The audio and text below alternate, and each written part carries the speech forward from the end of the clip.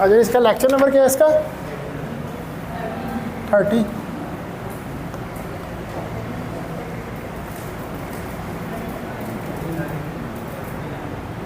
क्या 39 है?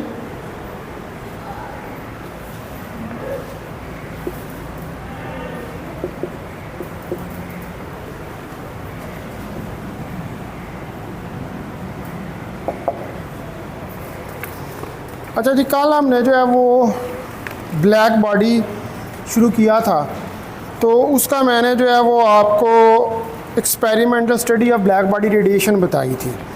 आज हमने जो है वो characteristics of black body radiation पढ़ने हैं, जिसमें हम वो ग्राफ प्लॉट करेंगे और ग्राफ प्लॉट करने के बाद उसके करैक्टरिस्टिक्स को स्टडी करेंगे। तो करैक्टरिस्टिक्स ऑफ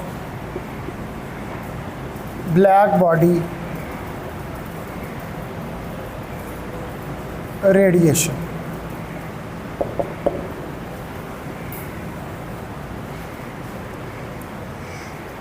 पहले मैं जो ग्राफ है उसको प्लॉट करता हूँ, ठीक है, उसके बाद फिर हम इसको स्टडी करते हैं। अब ग्राफ जो है आपके पास, ये ग्राफ है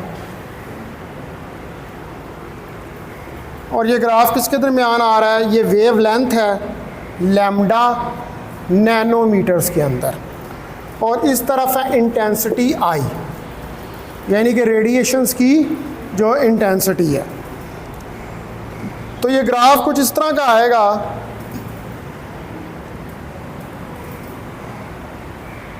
ये एक पीक आएगी, ठीक है, उसके बाद इसी के अंदर एक और आएगा ऐसे, और फिर इसके अंदर एक ये आएगा, और फिर इसके अंदर एक ये आएगा, ठीक है। वो area under the curve Aahista Aahista कम होना शुरू हो जाएगा। तो ये वाला जो है यहाँ पर, ये वाला पॉइंट, ये कोई 500 नैनोमीटर के ऊपर ये पॉइंट है, और ये क्या है? ये विजिबल रीजन है। अब ये मुख्तलिफ टेम्परेचर हैं, इसका 7000 केल्विन टेम्परेचर है, इसका 6000 केल्विन टेम्परेचर है, इसका 4000 केल्विन टेम्परेचर है, और इसका 3000 केल्विन टेम्परेचर है, ठीक है जी।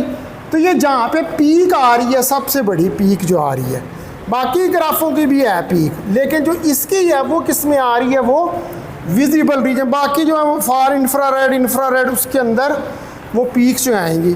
तो अब आप ये ग्राफ देखें अगर, तो वेवलेंथ के इंक्रीज करने के साथ पहले इंटेंसिटी बढ़ती है और फिर इंटेंसिटी कम होना शुरू हो जाती है। अब एरिया अंडर द कर्व चाहे जो भी, जिसके अंदर भी जिस तरह भी है, ठीक है, कम है या ज़्यादा है लेकिन पैटर्न एक ही आ रहा है, ठीक है। सबसे ज़्यादा टेम्परेचर जो है उसके ऊपर सबसे बड़ी पीक आई है, उससे कम टेम्परेचर पर उससे कम पीक आई है। यानी कि जितना आप टेम्परेचर बढ़ाएंगे उतना एरिया अंडर द कर्व बढ़ जाएगा, यानी कि energy emitted per unit area बढ़ती जाएगी। जितना टेम्परेचर इंक्रीज करेंगे एनर्जी बढ़ेगी, जितना टेम्परेचर कम करेंगे एनर्जी कम होगी, ठीक है। अब जो ये इससे इसी ग्राफ को देखते हुए जो रिजल्ट्स थे वो ब्लैक बॉडी रेडिएशन के क्या हैं, उसमें नंबर 1 के ऊपर जो स्पेक्ट्रल एनर्जी डिस्ट्रीब्यूशन कर्व है ब्लैक बॉडी रेडिएशन का, ये कॉन्टीन्यूस है। इसका मीन है कि हर टेम्परेचर के ऊपर radiation for all wavelengths are emitted, हर तरह की वेवलेंथ के लिए रेडिएशन एमिट हो रही है, ठीक है। क्या हो रही हैं? मुख्तलिफ वेवलेंथ्स, एक तरह की नहीं है, एक ही वेवलेंथ की सारी रेडिएशंस नहीं है। रेडिएशन जो है वो डिफरेंट वेवलेंथ्स की निकल रही हैं, और जो स्पेक्ट्रल एमिसिव पावर है, यानी कि जो पावर है एमिशन की, वो डिफरेंट है फॉर डिफरेंट वेवलेंथ्स। ठीक है, क्यों? क्योंकि एनर्जी डिफरेंट है, सबकी एनर्जी इधर से पता लग रहा है, सबकी एनर्जी डिफरेंट, हाई टेम्परेचर के ऊपर डिफरेंट एनर्जी आ रही है, डिफरेंट एनर्जी आ रही है तो डिफरेंट वेवलेंथ्स हैं, डिफरेंट वेवलेंथ्स हैं तो डिफरेंट फ्रीक्वेंसीज हैं। ये तीनों चीज़ें आपस में रिलेटेड। तो अगर एक चीज़ होगी तो बाकी दो चीज़ें भी चेंज हैं वो होंगी।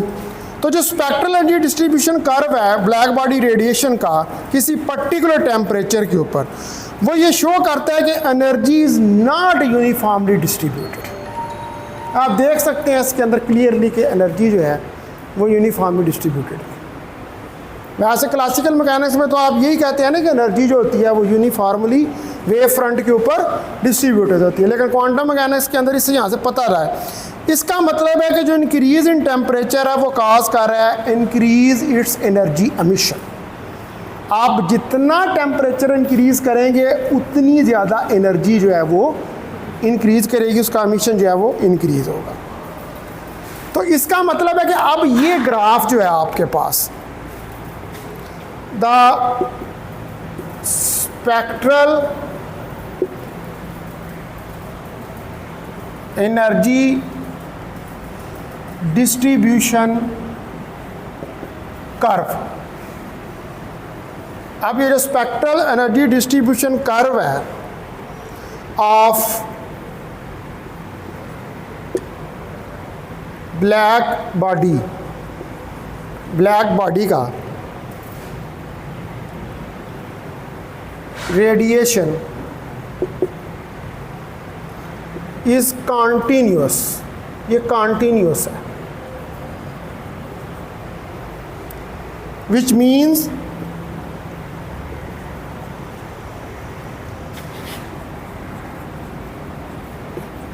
that at every temperature, हर टेम्परेचर के ऊपर रेडिएशंस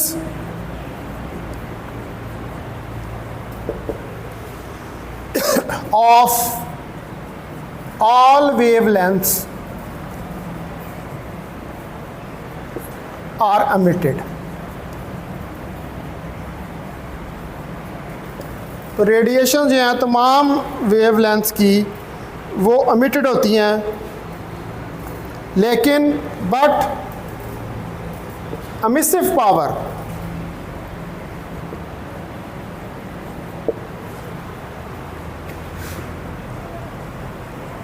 जो एमिसिव पावर है इज डिफरेंट फॉर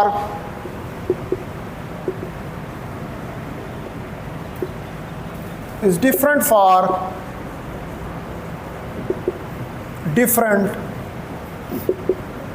wavelengths। ये डिफरेंट होगा डिफरेंट वेवलेंथ्स के लिए।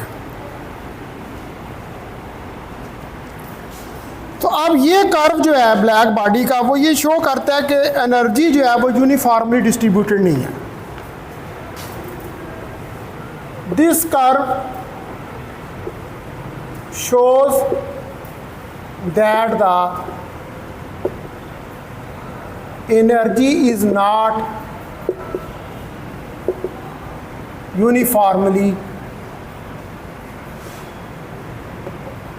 distributed, कि एनर्जी जो है वो यूनिफॉर्मली डिस्ट्रीब्यूटेड नहीं है। और जो इंक्रीज इन टेम्परेचर है वो काज करता है increase in the emission of energy.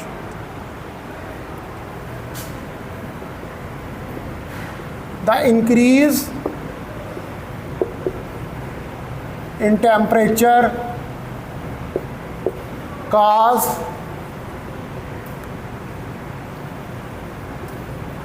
the increase in energy emission। ठीक है, तो उसकी वजह से जो एनर्जी का एमिशन है वो भी बढ़ जाता है। तो ये इसका पहला जो हो गया आपके पास करैक्टरिस्टिक हो गया। ठीक है,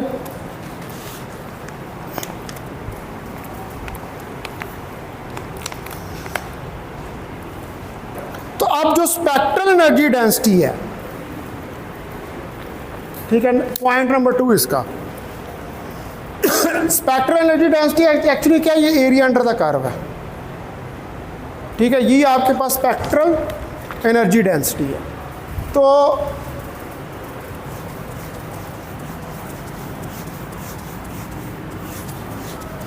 हर टेम्परेचर के ऊपर आप देखें तो आपको ये नज़र आता है कि स्पेक्ट्रल एनर्जी डेंसिटी क्या है, डिफरेंट, ठीक है। तो इसका पॉइंट नंबर 2 जो है कि द स्पेक्ट्रल एनर्जी डेंसिटी, कि जो आपके पास स्पेक्ट्रल एनर्जी डेंसिटी है फॉर ईच वेवलेंथ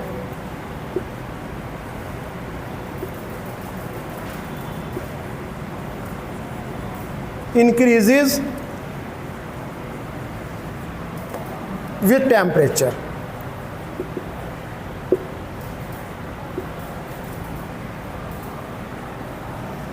ये टेम्परेचर के साथ इंक्रीज होती है। तो जो स्पेक्ट्रल एनर्जी डेंसिटी है किसी पर्टिकुलर टेम्परेचर के ऊपर, वो इंक्रीज होती है with increase in wavelength, and at a particular wavelength it has maximum value.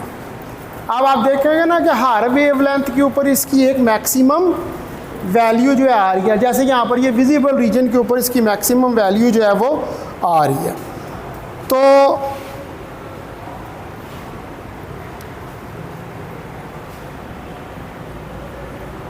The spectral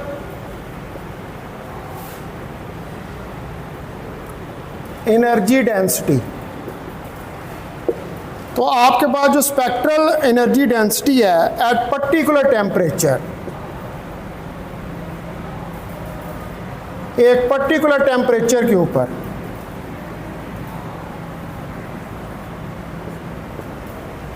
अब वो टेम्परेचर 3000 भी हो सकता है, 4000 भी हो सकता है, कोई भी टेम्परेचर हो सकता है, increases with the increase in wavelength, increases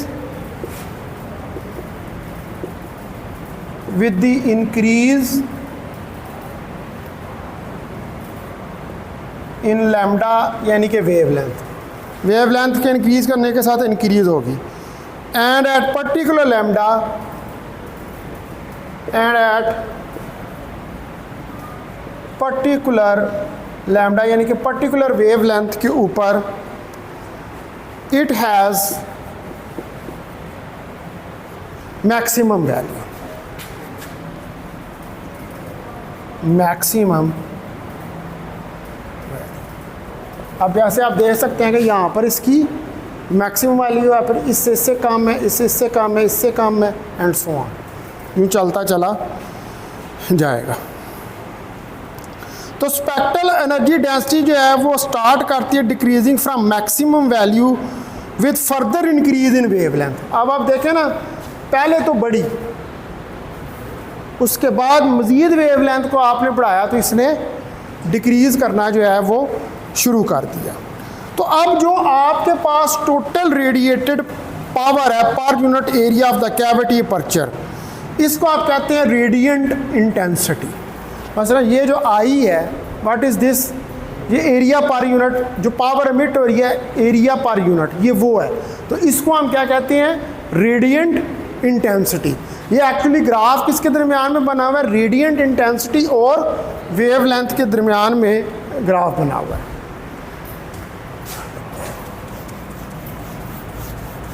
तो अब आप देखें इसका थर्ड पॉइंट जो है,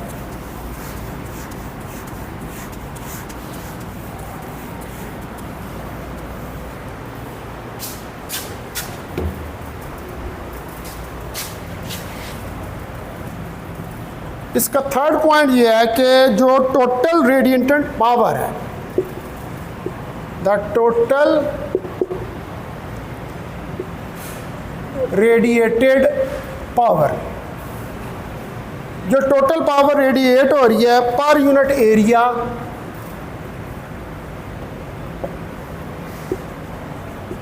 एरिया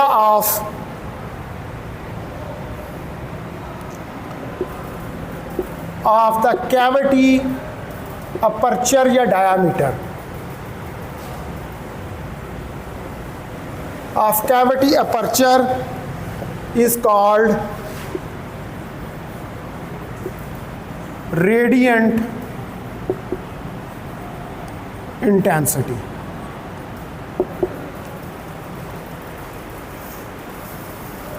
इसको हम रेडियंट इंटेंसिटी का नाम देते हैं और इसको किससे डिनोट करते हैं?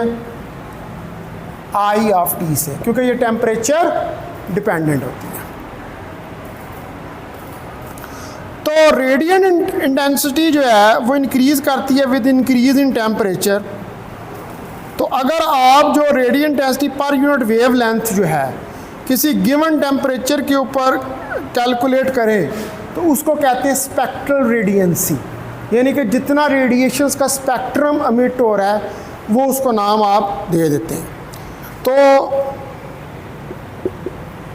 द रेडियंट इंटेंसिटी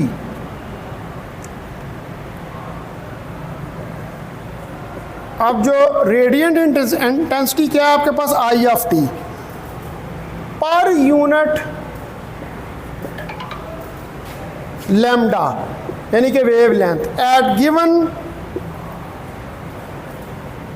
टेम्परेचर, किसी गिवन टेम्परेचर के ऊपर, और वो जो ये जो गिवन दिए हुए हैं आपको यहाँ पर, इस कॉल्ड स्पेक्ट्रल रेडियंसी।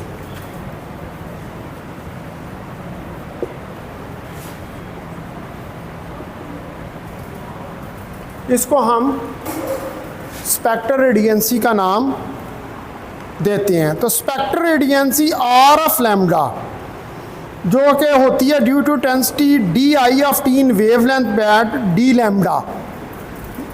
अब वेवलेंथ के अंदर सारी बात चेंज आ रही है तो हम उसकी एक इंक्रीमेंट ले लेते हैं जिसको हम कहते हैं डी ऑफ लैम्डा। तो उसके लिए स्पेक्ट्रल रेडियंसी का फार्मूला होता है R of lambda is equal to D I of T radiant intensity per unit increment of wavelength. अगर अब आप ये जो रेडियंट इंटेंसिटी है तो मैंने एक के लिए लिखी है, एक इंक्रीमेंट के लिए। अब मुझे पूरे के लिए चाहिए, तो पूरे के लिए चाहिए तो इंटीग्रेट करना पड़ेगा मुझे फिर इसको, ठीक है। यानी कि मैं इसको लिख लूँगा कि I of T 0 to infinity R of lambda D lambda, ये आ जाएगा।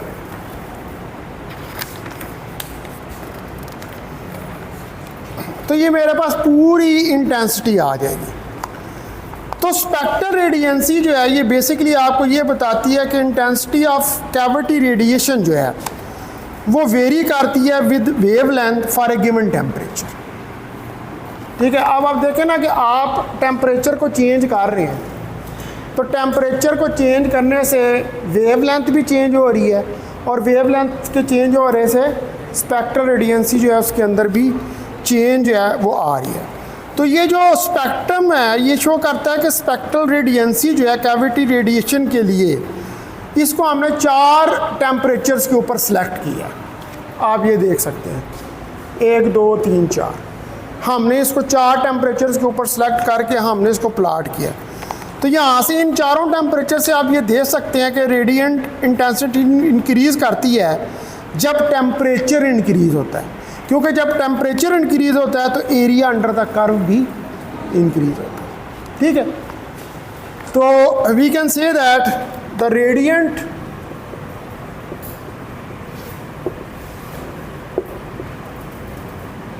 इंटेंसिटी, कि आपके पास जो रेडियंट इंटेंसिटी है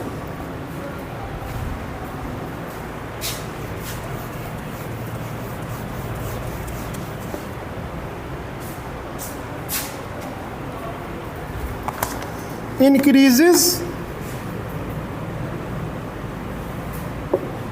when द टेम्परेचर इंक्रीजेस, उस वक्त इंक्रीज करती है जब टेम्परेचर जो है वो इंक्रीज करता है, because area under the curve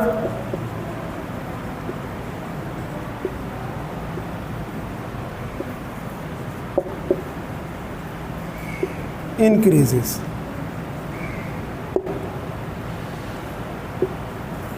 क्योंकि एरिया अंडर द कर्व आप देखें ना, तो सबसे ज़्यादा टेम्परेचर है उसके ऊपर सबसे ज़्यादा एरिया है, उससे कम वाले में उससे कम एरिया, उससे कम वाले में उससे कम।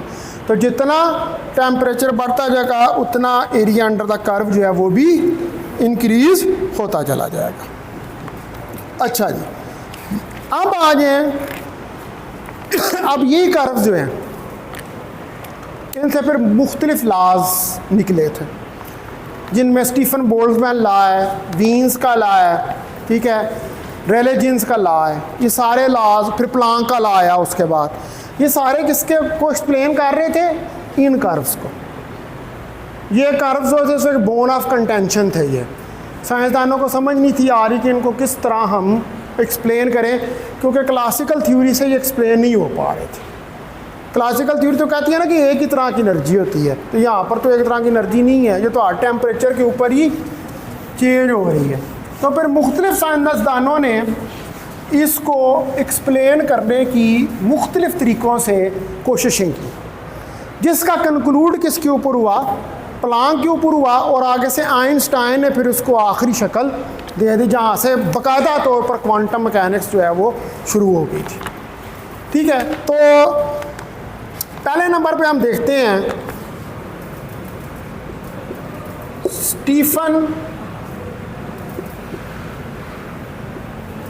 Boltzmann law. अब तमाम बॉडीज जो हैं वो एमिट करती हैं thermal radiation at all temperatures above absolute zero, यानी कि आप जब भी टेम्परेचर किसी बॉडी का इंक्रीज़ कहेंगे तो उसमें से क्या निकलेंगी? थर्मल रेडिएशन निकलेंगी। ठीक है, तो वो सारी बॉडीज़ करती हैं अगर उसका टेम्परेचर एब्सोल्यूट ज़ीरो ना हो। एब्सोल्यूट ज़ीरो टेम्परेचर कौन सा होता है? 0 डिग्री केल्विन। इससे ऊपर जो भी टेम्परेचर होगा उसके ऊपर बॉडीज़ जो हैं वो थर्मल, अब वो रेडिएशन आपको नज़र आती है या नहीं आती है वो एक अलग बात है कि, लेकिन वो एमिट हो रही होती हैं रेडिएशन। ठीक है, हमें तो सिर्फ वो रेडिएशन आती है ना नज़र, जो विजिबल रेंज, कहते हैं जैसे ये बल्ब जल रहा है, इसकी रेडिएशन हमें नज़र आ रही है। यहाँ पर और रेडिएशन भी मौजूद हैं, लेकिन वो हमारी विजिबल रेंज के अंदर नहीं है। तो जब भी T 0 डिग्री केल्विन से ऊपर टेम्परेचर होगा तो हमेशा बॉडीज़ जो हैं वो थर्मल रेडिएशन जो हैं उनको एमिट करेंगी। तो अब जो अमाउंट ऑफ हीट रेडिएट होती है, यानी कि निकलती है किसी भी ब्लैक बॉडी से, उसको हम कहते हैं हीट रेडिएशन एनर्जी। ठीक है, यानी कि जो रेट है of heat energy radiation, rate of heat energy radiation, जो रेट है हीट एनर्जी रेडिएशन का, ये है dQ/dt। भाई इतनी एनर्जी निकल रही है। तो ये जो dQ/dt है ये directly proportional surface area of black body के, जो सरफेस एरिया ब्लैक बॉडी उसके डायरेक्टली प्रोपोर्शनल है, और जो पावर 4 है टेम्परेचर की उसके भी डायरेक्टली प्रोपोर्शनल है। यानी कि आप कह सकते हैं कि dQ/dt डायरेक्टली प्रोपोर्शनल है AT4 के।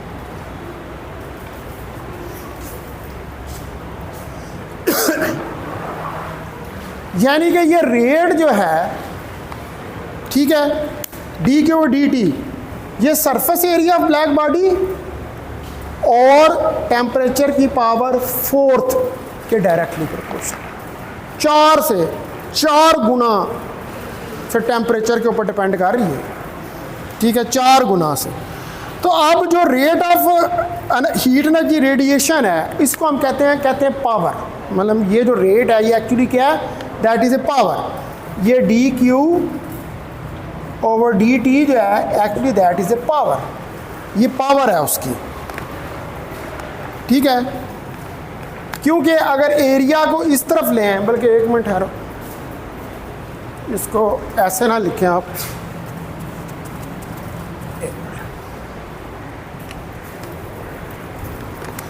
अच्छा ये हमारे पास इसको लिख लेते हैं कि P directly proportional to AT4, ठीक है, डी के डी इसके बराबर आ गया। अब A को इस तरफ ले आओ तो P over A is directly proportional to T4। अब पावर पर यूनिट एरिया क्या बन जाता है? इंटेंसिटी, ठीक है।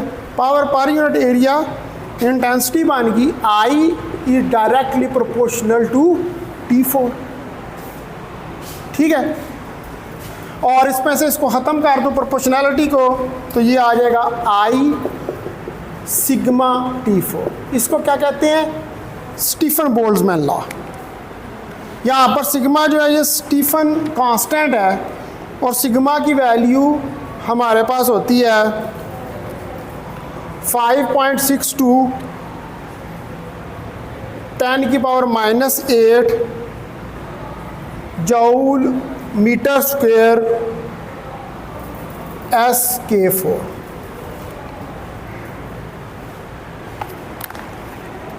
इसको कहते हैं स्टीफन बोल्ट्जमैन कांस्टेंट। और ये लॉ जो है इसको क्या कहते हैं? स्टीफन बोल्ट्जमैन लॉ, ठीक है। I is equal to sigma T4, this is known as Stefan Boltzmann law. ये स्टीफन बोल्ट्जमैन लॉ कहलाता है। अच्छा, अब ये मैंने अभी लिखा ब्लैक बॉडी के लिए। ब्लैक बॉडी का आइडियल बॉडी है, लेकिन आप किसी ऑर्डिनरी बॉडी के लिए लिखो इसको, तो फॉर एनी ऑर्डिनरी बॉडी, मतलब ब्लैक बॉडी नहीं है, कोई आम कोई बॉडी है, तो उसके साथ एक फैक्टर आता है एप्सिलॉन सिग्मा T4। इसको कहते हैं, एप्सिलॉन को कहते हैं एमिसिविटी, ठीक है। एप्सिलॉन क्या होती है? एमिसिविटी, कि कितनी रेडिएशन एमिट करेगा, उसको कहते हैं एमिसिविटी। तो ब्लैक बॉडी के लिए तो एप्सिलॉन 1 होता है, क्योंकि आइडियल होती है ब्लैक बॉडी। ब्लैक बॉडी के लिए एप्सिलॉन 1 होता है। लेकिन अगर बॉडी ब्लैक नहीं है, कोई और बॉडी है, तो किसी और बॉडी के लिए लेस देन होती है। फिर any other body epsilon less than 1 के बराबर होता है।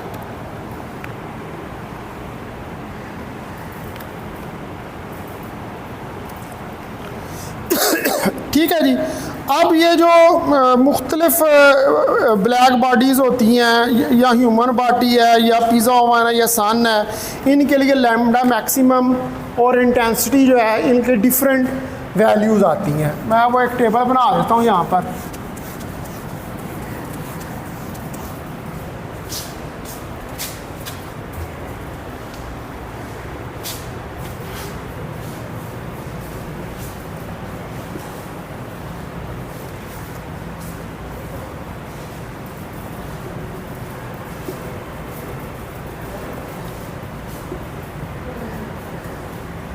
ठीक है जी, एक टेबल है, ये बॉडी है आपके पास, ठीक है। यहाँ पर लैम्डा मैक्सिमम है और इधर इंटेंसिटी है। तो अगर ब्लैक बॉल हो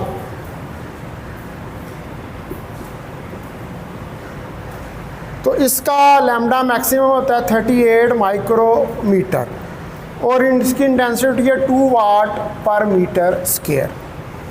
ह्यूमन बॉडी हो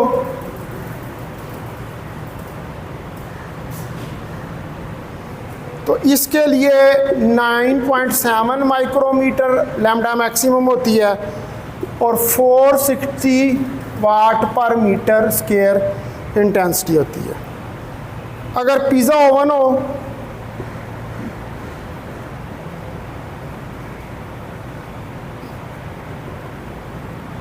पिज़्ज़ा ओवन हो तो इसके लिए 4.8 माइक्रोमीटर और 7440 वाट पर मीटर स्क्वायर होती है। और अगर सन हो तो सन के लिए 0.53 माइक्रोमीटर और 52